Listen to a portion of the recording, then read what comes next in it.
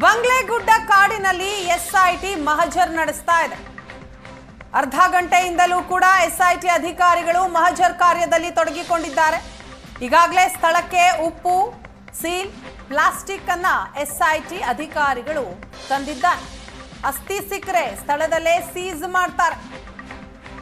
ಉಪ್ಪು ಹಾಕಿ ಅಸ್ಥಿ ಸೀಲ್ ಮಾಡಲಿರುವ ಅಧಿಕಾರಿಗಳು ಕಳೆದ ಬಾರಿ ಚಿನ್ನಯ್ಯ ಸಾಕ್ಷಿದಾರ ಆಗಿದ್ದಂತಹ ಸಂದರ್ಭದಲ್ಲಿ ಯಾವ ರೀತಿ ಕಾರ್ಯಾಚರಣೆಯನ್ನ ಮಾಡ್ತಾ ಇದ್ರು, ಆಗ ಇದೇ ವಸ್ತುಗಳನ್ನ ಬಳಸಿದ್ರು ಎಸ್ಐಟಿ ಅಧಿಕಾರಿಗಳು.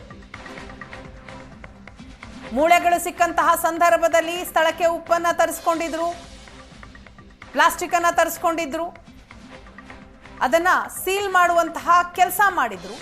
ಈಗ ಬಂಗ್ಲೆಗುಡ್ಡದಲ್ಲಿ ಮಹಜರ್ ಕಾರ್ಯ ಆಗ್ತಾ ಇದೆ. ಇಲ್ಲೇನಾದರೂ ಅಸ್ಥಿ ಸಿಕ್ಕಂತಹ ಸಂದರ್ಭದಲ್ಲಿ ಅದನ್ನು ಕೂಡ ಸಂರಕ್ಷಿಸುವ ಕೆಲಸ ಆಗತ್ತೆ. ಧರ್ಮಸ್ಥಳ ಸುತ್ತ ಸಾಮೂಹಿಕ ಅಂತ್ಯಕ್ರಿಯೆ ಆರೋಪ.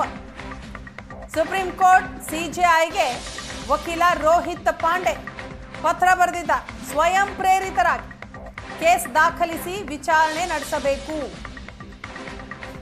ನಿವೃತ್ತ ನ್ಯಾಯಮೂರ್ತಿಗಳ ನೇತೃತ್ವದಲ್ಲಿ ಎಸ್ಐಟಿ ತನಿಖೆ ನಡೆಯಬೇಕು. ಪತ್ರದ ಮೂಲಕ ವಕೀಲ ರೋಹಿತ್ ಪಾಂಡೆಯಿಂದ ಆಗ್ರಹ. ಸುಪ್ರೀಂ ಕೋರ್ಟ್ಗೆ 6 ಪುಟಗಳ ಪತ್ರವನ್ನ ಬರೆದಿರುವಂತಹ ವಕೀಲ, ಮೃತದೇಹ ಹೊರತೆಗೆಯುವಲ್ಲಿ ಎಸ್ಐಟಿ ಒತ್ತಡದಲ್ಲಿದೆ. ಸಂತ್ರಸ್ತೆಯ ಪರ ಹೋಗುವ ವಕೀಲರು ಟಾರ್ಗೆಟ್ ಆಗ್ತಾ ಇದ್ದಾರೆ. ಸ್ವಯಂ ಪ್ರೇರಿತವಾಗಿ ಸುಪ್ರೀಂ ಪ್ರಕರಣ ದಾಖಲಿಸಿಕೊಳ್ಳಬೇಕು. ಎಸ್ಐಟಿ ತನಿಖೆ ಪಾರದರ್ಶಕವಾಗಿ ನಡೆಯಬೇಕು. ಮೃತದೇಹಗಳನ್ನು ಕೂಡಲೇ ಹೊರತೆಗೆಯಬೇಕು. ವಿಧಿವಿಜ್ಞಾನ ಪರೀಕ್ಷೆಗೆ ಒಳಪಡಿಸಲು ನಿರ್ದೇಶನ ನೀಡಬೇಕು.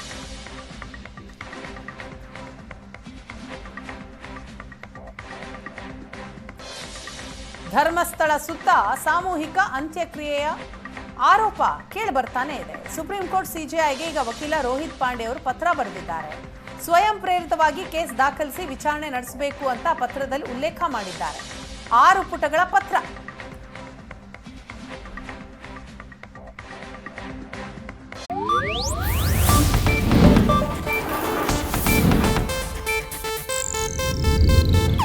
ಇದು ಏಷ್ಯಾನೆಟ್ ನ್ಯೂಸ್ ನೆಟ್ವರ್ಕ್ ಪ್ರಸ್ತುತಿ.